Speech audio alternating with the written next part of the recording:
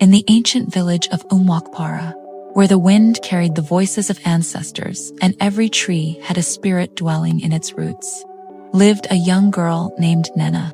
She was barely 13, slender as a river reed, and gifted with a gentleness that made even strangers smile at her. Her eyes always carried a soft gloss thing between innocence and hidden strength, but life had not been kind to her. Her parents Ades and Ogbufi Chidi, once respected healers in the village, had died mysteriously during a terrible illness that swept through the land. After their burial, Nnenna was taken in by her father's sister. Akwego was known in the village for her sharp tongue, hot temper, and eyes that could freeze a grown man. She had no children of her own and carried a bitterness that she hid behind false generosity. When she took Nnenna in, people blessed her. They didn't know the truth. From the moment Nnenna stepped into Akwago's compound, she became a servant in every sense. She cooked, she fetched water, she cleaned, she farmed. She washed clothes while Akwago sat on her wooden stool giving orders. "Are you a snail?" the woman would snap. "Move quickly. Must I teach you how to breathe?"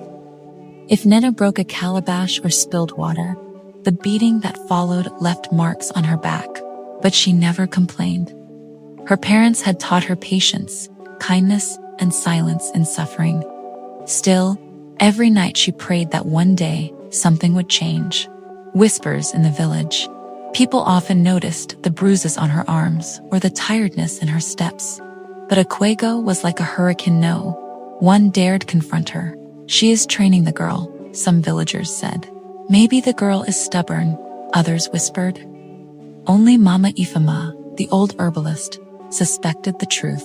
"Child," she once told Nnenna, gently, "your spirit shines brighter than your suffering. Hold on, the ancestors do not sleep." Nnenna only nodded. She didn't understand why, but she felt drawn to Mama Ifemike. The woman knew something she didn't. What Nnenna didn't know was this. Akwago's hatred was not just wickedness, it was fear. For years, she had envied her brother's wife, a dazed, beautiful healer blessed by the river spirits themselves. Adi's charm, power, and compassion made Akwago feel like a shadow in comparison. And now, Nnenna had begun to resemble her mother.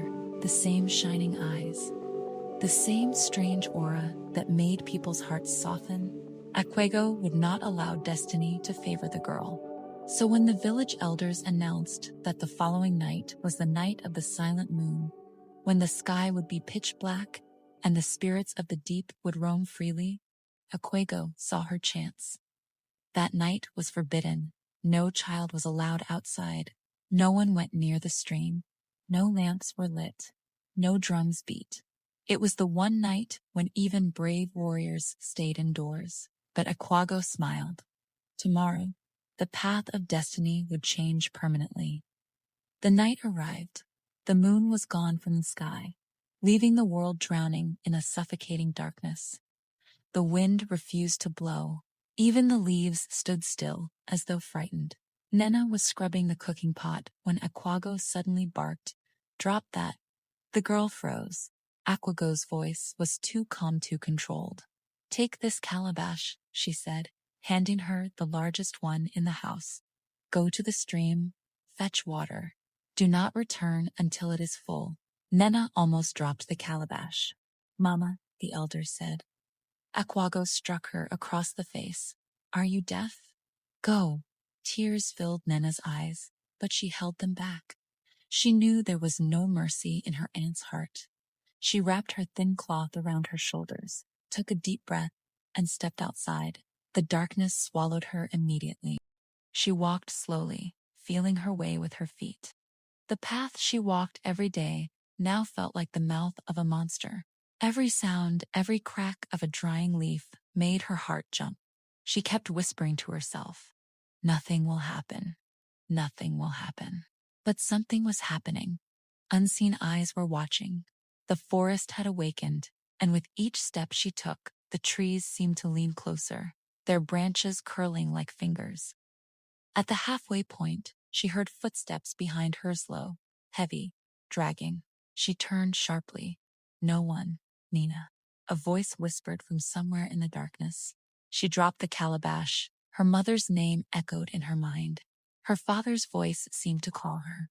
Her heart pounded loudly, but she forced herself to bend, pick up the calabash, and continue. When she reached the stream, she gasped. The water was glowing. A cold blue light danced over the surface like trapped fireflies. The air was freezing. Her breath came out in white puffs. Still, she knelt down and lowered the calabash into the water. That moment, the water rippled violently. A tall, dark figure rose slowly from the center of the streamlet's body, shaped like a human, but made of shadows and swirling smoke. Its eyes glowed red like burning coals. Nnenna fell backward, screaming silently. Her voice would not come out. The creature stepped onto the water surface as if it were solid ground. Then it spoke. "Child of sorrow, why have you come to my river on this forbidden night?" Thanks for watching. Please don't forget to like, subscribe, and share to your loved ones. The end of episode 1. Comment next for episode 2.